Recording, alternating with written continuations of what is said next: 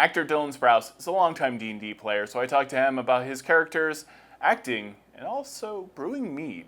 When I was about 15 years old, I was really interested in D&D because a lot of video games and RPGs in particular can kind of base their direct lineage to D&D, right? I mean, stats, things like the kind of role-playing game on top of building your character from the ground up, they really owe it to D&D. So I think that there was an inherent interest for my brother and I to play Dungeons and Dragons, and because it's also very much like improv comedy, we thought it would be fun to run a group with our friends. So we started, actually, I started dungeon mastering the group at Meltdown Comics in Hollywood, and that was when we were like 15, so that was, God, almost 10 years ago now. And then that group ran ever since, but that's how we started. I was just having fun with my friends.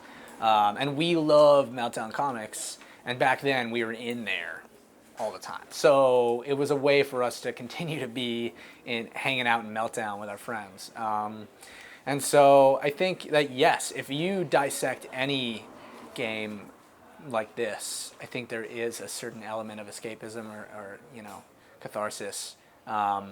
And definitely being, a dwarf paladin who just wrecks house with a giant hammer, it definitely made a 15-year-old feel good. So. And how about now? What makes you feel good now? Still. Yeah, same shit. I haven't changed that much. Has your characters changed?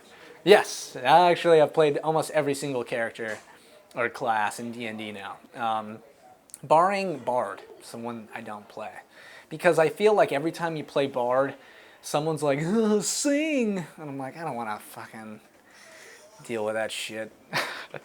So I leave it to the more boisterous. Right. So my friends and I run a Twitch stream called Pug Crawl, which is kind of it's a modification of D&D in a little bit, in that we roll on a D20 for random characters. So whatever number that you land on is a character that we've pre-generated and pre-made for that specific number, and you have to play that character through a campaign suggested to you by the audience. So there are a lot of characters that we made in there that are really wacky and wild, and I love them. One of them I played yesterday is this hairless tabaxi cat wizard, this warlock who was like once the pet of an evil wizard who kind of transferred his soul into a tabaxi, which is like a humanoid cat. And the cat, Leomund is the character, just instantly killed his master, ate him, and then ran off. And that character is very fun to play, and there's a lot of good role-playing abilities. But I generally stick with druids because of their kind of utility. I started DMing. Like, I started D&D with DMing. So I know how, and I studied video game design in college, so I kind of get what works and what doesn't work. But, they asked me to DM, and so I DM. If they're like looking for players, I can play. For me, I think if I have a really strong idea about DMing, I'll do it. But the thing is that our format on the other show we did on Twitch was non-canonical. So every session that we did was not linked to the last one. So I think it's hard for me to say that I want to DM 300 episodes in a row, right? Like that is not really interesting to me. I like telling smaller stories inside of the world. So kind of the person who was pioneering and leading the charge is a buddy of ours named Rich Campbell, who worked at MLG. And he was like, hey, we are playing every week anyway. Why don't we put it on Twitch? Could be fun. And we had this idea of like a more game show like D&D that we really wanted to try out, and it was obviously hinging on having an audience. So we put it into work, and we found that people really responded to it. And I think also for us, it was just a way for all of us to get together and continue playing over beer, right? And so D&D Pug Crawl, what we have, which stands for Pickup Group Crawl, we started filming it out of MLG Studios because Rich ended up snagging the studio space for us. So we had this kind of cool setup, and recently, while they've actually been moving to their new building, we haven't done much, but that's kind of what started. I got involved originally in Force Grey, which is one of the campaigns run by Wizards, and it's DM'd by Matt Mercer, and there's a bunch of us playing. But they were looking for an extra player to do a live event at the Egyptian Theater, and Gaston, who owns Meltdown Comics, knew I played D&D.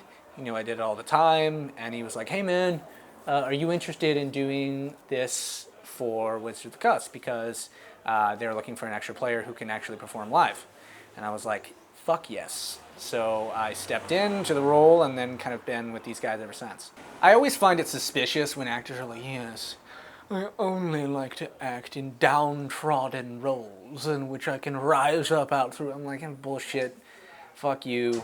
You know, to me, there's so many different types of characters or, you know, roles that you can empathize with. And I think as an actor, I would only hope that whatever role I did was to some degree someone can empathize with it or see where that character was coming from, and it's not just a shallow role. But at the same time, you know, those are definitely far and few in between.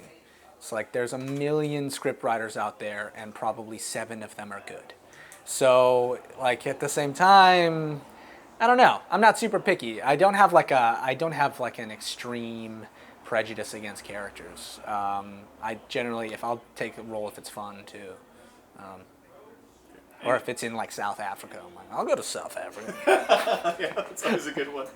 And when I was in school, I wanted to drink, and I wanted to drink without an ID. So I took brewing very seriously, and I'd been brewing about 3 years prior to that too. And I was, you know, doing all my schoolwork, and I was brewing mead in my dorms, which is a honey wine. It sounds like I say meat, so I have to clarify this often. I'm not opening up a butchery. That's very competitive in New York. But I was brewing, and I found that I really, really love doing it.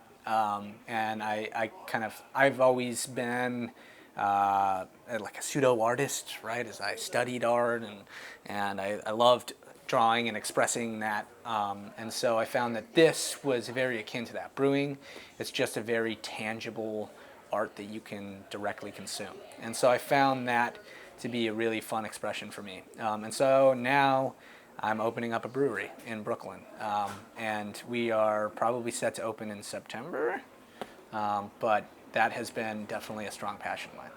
Actually, if you asked me like 3 years ago if D&D would be something that took off on streaming platforms, I would never have guessed it. Actually, it's that and Minecraft. I would have been like, no way. But I think it's because I think streaming platforms definitely helped D&D immensely. I also think because it's very much like improv comedy and it's live and you're seeing acting, it almost feels like theater, nerd theater of a sort. And I think people are really into Dungeons and Dragons and that kind of, I think the world creation in general. And so I think it's a natural fit right now. People are more interested in D&D than ever. And I say awesome, because if it helped them like it helped me when I was 15 and maybe with that catharsis, then the more the merrier. And it's so much fun to pretend you're a dwarf barbarian every once in a while. I'm Todd Kenrick, and this is Dungeon Life, a D&D documentary. If you'd like to help us make more videos like this, you can head over to our Dungeon Life Patreon page and become part of our community. Thank you so much.